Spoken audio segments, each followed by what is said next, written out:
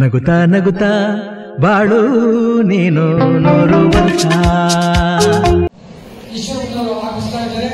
ತಾವೆಲ್ಲರಿಗೆ ದಂಪತಿಗಳಾಗ್ತಾ ಆಗಮಿಸ್ತಾ ಇದ್ದಾರೆ. ಅವರಿಗೆ ಶುಭಾಶಯಗಳನ್ನ ಕೋರಬೇಕಾಗಿ ಕೂತ್ಕೊಂಡು ಯಾರು ನಿಂತ್ಕೋಬೇಕು ಇಷ್ಟು ಕೂತ್ಕೊಂಡೇ ಶುಭಾಶಯಗಳನ್ನು ಕೋರಬೇಕು.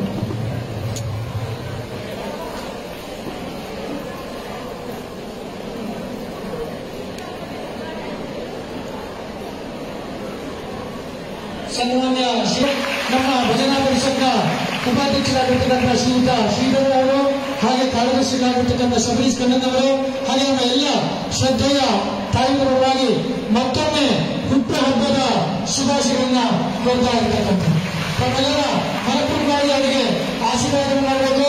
ಅವರು ಇನ್ನು 100 ವರ್ಷದ ಹುಟ್ಟುಹಬ್ಬವನ್ನು ಕೂಡ ಇದೇ ರೀತಿಯಾಗಿ ಆಚರಿಸುವಂತಹ ಯೋಗರಾಜ್ಯ ಆ ಜಗನ್ಮಾತೆ ಚಂಡಿಕಾ ದುರ್ಗಾದೇವಿ ಹಾಗೆ ಪರಮೇಶ್ವರ ಅನುಗ್ರಹಿಸಿದ ಆಶೀರ್ವಾದವನ್ನು ಮಾಡಬೇಕಾಗಿ ಪ್ರಾರ್ಥಿಸುತ್ತೇವೆ.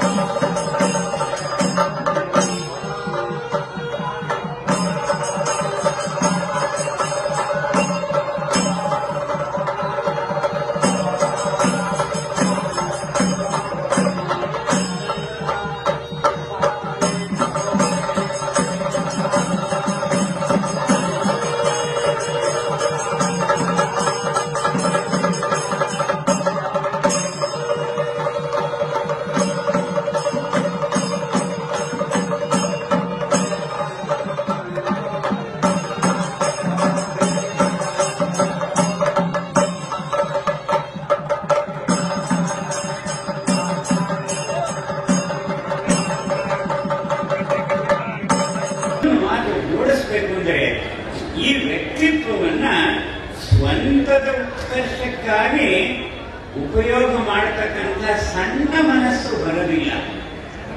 ಈ ವ್ಯಕ್ತಿತ್ವವನ್ನ ನಮ್ಮ ರಾಷ್ಟ್ರ ದೇವತೆಗೆ ಸಮರ್ಪಣೆ ಮಾಡತಕ್ಕಂಥ ಒಂದು ತ್ಯಾಗದ ಮನೋಭಾವ ಬರುತ್ತೆ. ಅದೇ ನಿಜವಾದ ವ್ಯಕ್ತಿತ್ವ. ಅಂಥ ವ್ಯಕ್ತಿತ್ವವನ್ನ ಬೆಳೆಸಿಕೊಳ್ಳುವ ಅರಳಿಸಿಕೊಳ್ಳುವ ನಿಟ್ಟಿನಲ್ಲಿ 76 ವರ್ಷಗಳ ಕಾಲ ಈಶ್ವರಪ್ಪನವರು ತಮ್ಮ ಜೀವನ ಯಾತ್ರೆಯನ್ನು ನಡೆಸಿಕೊಂಡು ಬಂದಿದ್ದಾರೆ. ಈ ಸಂದರ್ಭದಲ್ಲಿ 76 ವರ್ಷಗಳ ಜೀವನ ಯಾತ್ರೆಯ ಒಂದು ಸಣ್ಣ ಅವಲೋಕನವನ್ನ ಮಾಡಬೇಕು. ಈ ಅವಲೋಕನ ಮಾಡಿದಾಗ ಎರಡನೇ ವಿಷಯ ಅಂದರೆ, ನಾವು ಗಳಿಸಿದಂತಹ ಮತ್ತು ನಮ್ಮೆಲ್ಲರ ಆತ್ಮೀಯರು ಗುರುತಿಸಿದಂತಹ ಆ ಸದ್ಗುಣಗಳನ್ನ ಇನ್ನೂ ಮುಂದಿನ ವರ್ಷಗಳಲ್ಲಿ ಬದುಕಿರುವವರೆಗೆ ಉಳಿಸ್ಕೊಳ್ತೀನಿ, ಬೆಳೆಸ್ಕೊಳ್ತೀನಿ